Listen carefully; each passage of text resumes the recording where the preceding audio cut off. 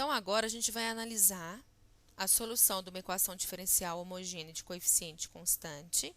A gente sabe que, nesse caso, nós podemos supor todas as soluções y igual a rx, onde r é a raiz da equação característica, né? ax2 mais bx mais c igual a zero. Nós já analisamos o caso em que delta é positivo e o caso em que delta é igual a zero. Agora, a gente vai analisar o caso em que delta é negativo, ou seja, não existe raiz real, mas existe a raiz complexa e a gente sabe trabalhar com a exponencial de número complexo. Então, se o delta for menor que zero, as raízes, o r, ele vai ser da forma lambda mais ou menos i mi. Logicamente, o mi precisa ser diferente de zero, senão a solução não vai ser complexa. Tá, então como ficaria a nossa solução? Ficaria y igual a e elevado a lambda mais ou menos mi i tudo x, né? Isso aqui, então, pode ser igual a e elevado a lambda x mais ou menos mi i x. Vamos trabalhar só com mais para vocês verem, vamos substituir isso tudo aqui por mais, ó. Então, aqui, a soma na exponencial vira o produto, né?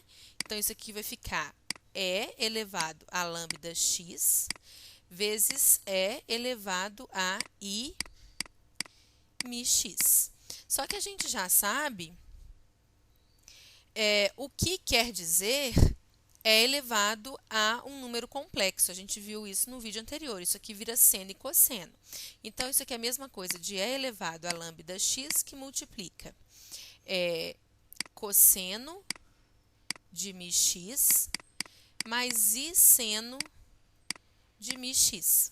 Então, aqui a gente teria e elevado a lambda x cosseno de mi x mais e elevado a lambda x seno de mi x. Aqui nós teríamos um izinho. Mas a conclusão, depois nós poderíamos, né, ver a mesma coisa com menos ali também, mas o que acontece é o seguinte: nós já temos uma combinação de duas funções. A pergunta que a gente pode fazer é o seguinte: será que se essa aqui fosse uma y1 de x e essa daqui fosse uma y2 de x, será que isso, a y1 e a y2, já não formam um conjunto fundamental de soluções para que eu já possa usá-las como uma solução geral, para a solução geral do meu problema? Então, se eu chamar de y1, a exponencial é de lambda x cosseno de mi x, e y2 é elevado a lambda x seno de mi x, será que elas já não formam um conjunto fundamental de soluções? O que a gente faz para a gente ter certeza, então? A gente pode fazer o Wroskiano, que vai ser o determinante de aqui eu coloco e elevado a lambda x, cosseno de mi x, e elevado a lambda x, seno de mi x. Aqui eu vou derivar, né? Nós temos aqui um produto, então vai ser a derivada da primeira vezes a segunda, mais a derivada da segunda vezes a primeira. Ok? Como sempre aparece a exponencial, aqui, vou colocar aqui de uma vez, então vai ficar a derivada da primeira, lambda é elevado a lambda x vezes a segunda, mais a derivada da segunda, vezes a primeira. E aqui eu vou colocar a derivada desse outro termo, né? Derivada da primeira, lambda é elevado a lambda x vezes a segunda, mais a derivada da segunda vezes a primeira. Eu não vou continuar aqui, não. Fazendo essas contas aí, já vou deixar aqui o resultado para o nosso vídeo não ficar muito longo.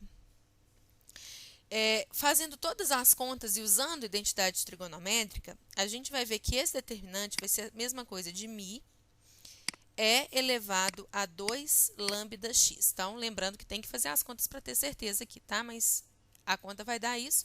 A gente sabe que o mi tem que ser diferente de zero, porque senão o número não é complexo. E a exponencial também é diferente de zero, ou seja, o wronskiano sempre vai ser diferente de zero. Então, com certeza, essa y1 e essa y2 formam um conjunto fundamental de soluções.